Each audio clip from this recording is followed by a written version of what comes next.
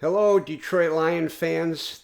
I'm your host for this podcast, Barry Schumer, the Detroit Lions Tortured Fans podcast. I'm also the author of the book Behind Me. I don't believe it. We're good, the new Detroit Lions, and you can get that on Amazon or Barnes and Noble. Um, Tonight, we're going to talk about a few subjects, but before we start, I just want to ask you to please subscribe to my channel. I need to get some subscribers, and please hit like if you like tonight's broadcast or the previous 5 podcasts, because I want to really get this going. I enjoy doing it. I know a lot about our Lions from an emotional perspective of what it's been like to be a fan the last 70 years, and I think you'll find it interesting, some of the subjects I bring up. Tonight, I'm going to start with the subject of PTSD, post-traumatic stress disorder. And I know some about this because professionally I am a psychotherapist. So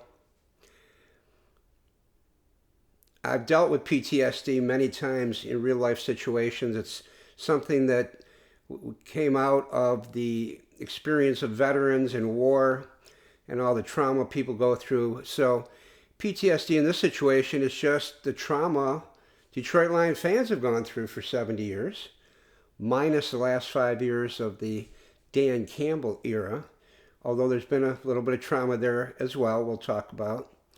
But here's my first example of PTSD for Lion fans. My brother Chuck is 76 years old, and when he watches the Lions games, if they start playing poorly, have a turnover, get behind, he shuts the TV off. He cannot watch it anymore because he just has all the memories of the painful losses, the heartbreaking moments, and he's afraid to face that again. So he shuts the TV off and he'll check the score every 5 or 10 minutes. If they come back and take the lead or start playing well, he'll turn the TV back on. That's how he deals with his PTSD. I oftentimes tell my sister-in-law, oh my God, what a baby. But you know, as a clinical social worker and psychotherapist, I have to be understanding that it represents an intense anxiety he has, like thousands of you probably have as well. All kinds of stories of that from the past. The other story about PTSD is my buddy Larry back in the Detroit area. This is quite an amazing story. 3 years ago, when the Lions made it to the NFC Championship game at San Francisco, he told me after the game or the next day, the next few days, that when San Francisco came back in the second half to tie the game, I believe 24-24, he shut the TV off and went to sleep. Now, I was just amazed and dumbfounded that somebody could do that, waiting this long for the Lions to get to the Super Bowl. And we had 15, the fourth quarter, we're 15 minutes away and the game's tied. And he shut it off and told me, I shut it off because I knew we were going to lose. I mean, that was his PTSD from how many times they had blown games in the fourth quarter. But even with that premonition that he turned out to be right about, how do you go to sleep when your team is 15 minutes away from the Super Bowl and the game's tied? I couldn't believe it, but that's how strong his PTSD was.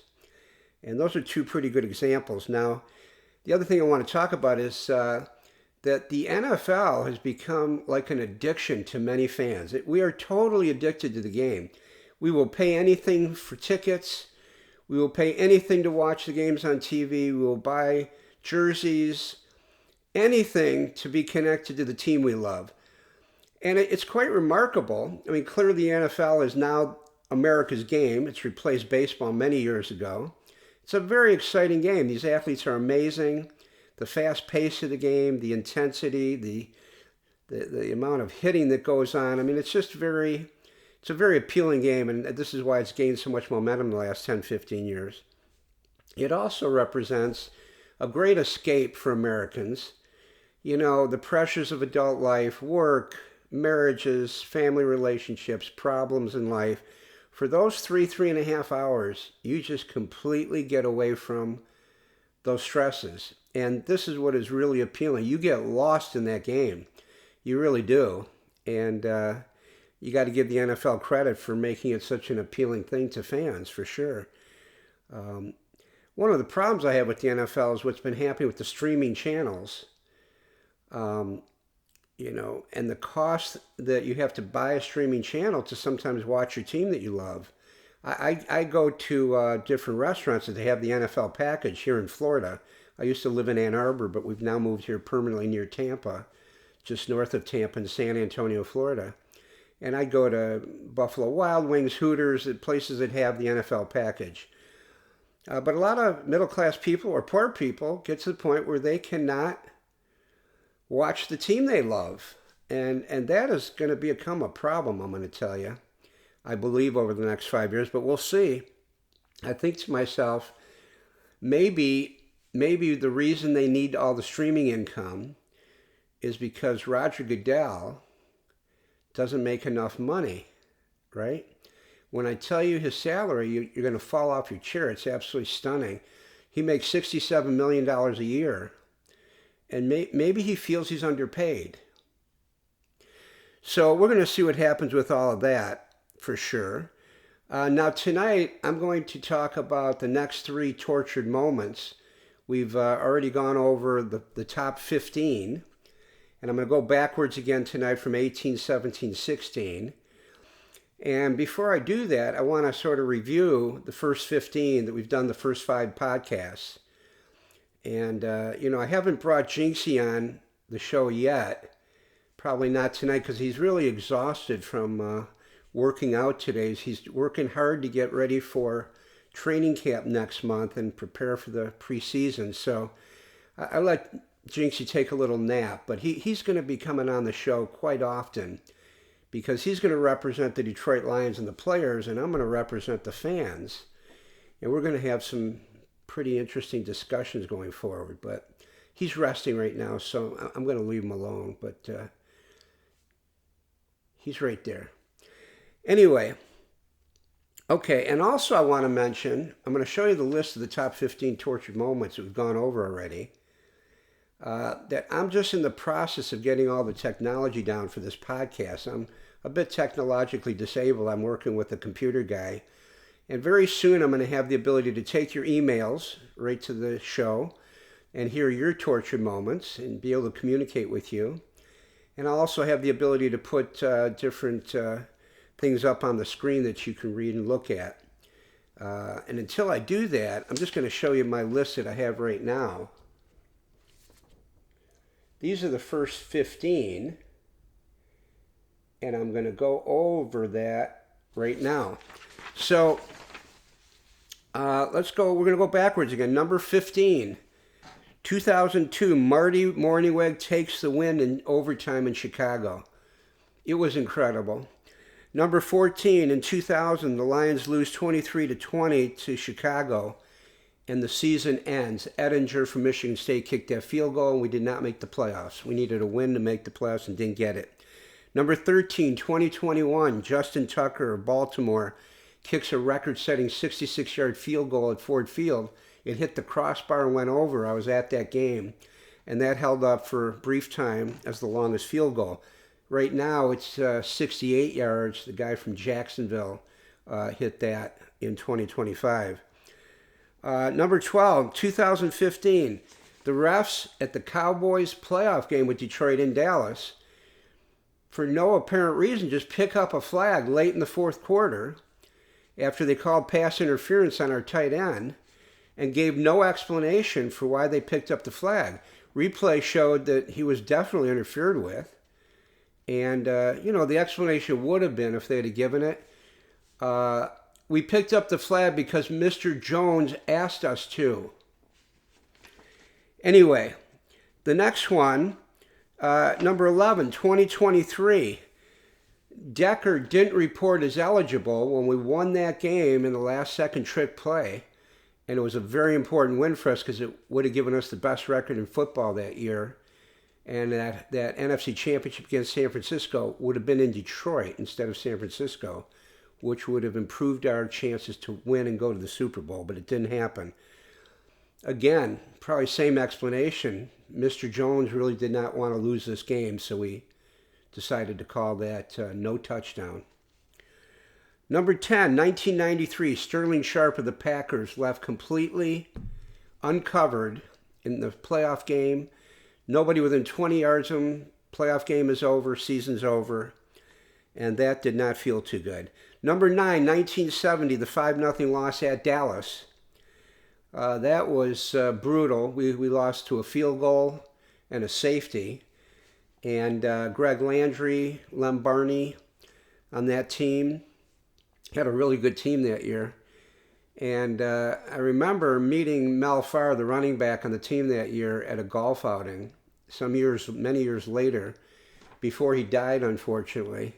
And he told us at this golf outing that if he wouldn't have been injured during that game, he really believes we would have won the game. And I agree with him because Mel Farr was a fantastic running back.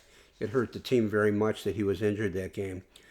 Number 8, 1991, Mike Utley is paralyzed during a game. And that was just a very sad day in Lions history. He's a very brave man that's dedicated his life to helping other people with spinal cord injuries. Number 7, 1971, another terrible tragedy. Chuck Hughes dies on the field against the Bears. I was at that game. I was 15 years old. And that was just a really terrible thing. Number 6, 2010, Calvin Johnson, the process of the catch. In Chicago, again, first game of the season. My buddy that I told you about before, Larry, with the PTSD, I was with him watching the game. He got so enraged and so pissed off, he just got up, ran out of my place, and that's it. He didn't want to watch anymore. I've never seen him that mad. He really went crazy, but that's the kind of reaction you had watching what I will consider forever the worst call in NFL history. It stole the win from us. We should have had that game. That was our win. Number 5, the 2023 NFC Championship game at San Francisco. Got up to an amazing start, 24-7 in the first half. Gardner Johnson waves goodbye to the fans at halftime, which you never do in an NFL game. And we blew it in the second half. Should have gone to the Super Bowl that year. I said in the previous podcast that I had a ticket to Las Vegas to go to that game. I never got there because my team didn't make it. Number 4, Tom Dempsey, the New Orleans Saints, kicks a 63-yard field goal. The man who is disabled with half a foot. Alex Karras, our famous defensive lineman, was laughing on the ground because he came out to kick this field goal from the other side of the 50-yard line. Goalposts were on the goal line at that time. I think he kicked it from the 37-yard line. And Karras just couldn't believe it. And again, when that went through to beat the Lions, I believe it was 1917, me and my buddy, I was 15 at the time in Detroit, opposite ends of the house, at the exact same moment, we screamed, "I don't believe it!" And that became the name of my book, as you see right there. Number 3, the 1983 missed field goal by Eddie Murray in San Francisco. Monty Clark praying to the heavens. His prayers were not answered. We would have gone to the NFC Championship game had that gone through. And that was a real heartbreaker for Lion fans who were alive at that time. Number 2, 1999, Barry Sanders retires unexpectedly. Tore my heart out. I really wanted to watch him another 3 to 5 years. He would have been the all-time leading rusher in NFL history. He was the reason to watch Lion football for 10 years. And number 1, the 2024 loss 2 years ago to the Washington Commanders at Ford Field after going 15-2, having the best record in football. It's the first time we've had the best record in football, I believe, since 1957. And that just was so unexpected, although they had a ton of injuries, and obviously injuries caught up to them. But I just walked out of that game with my buddies in shock. And that's the way it goes. You know, we have a love-hate relationship with our Detroit Lions. We love them to death. We're proud of the city of Detroit. I lived there all my life, basically. And we so want them to make it to the Super Bowl and win the big game.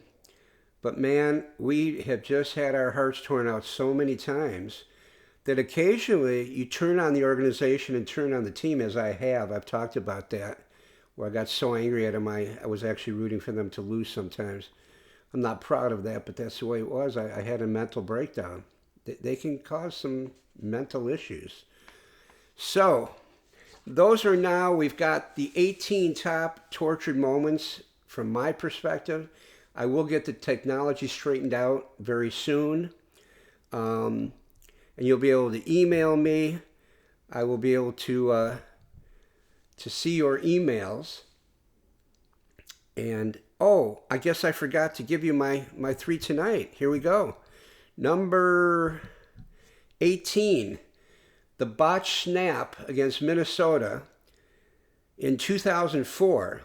We were in Detroit. Joey Harrington was our quarterback. He did a great job actually leading the team down at the end of the game, the last minute, to score what looked like the game-tying touchdown to go into overtime.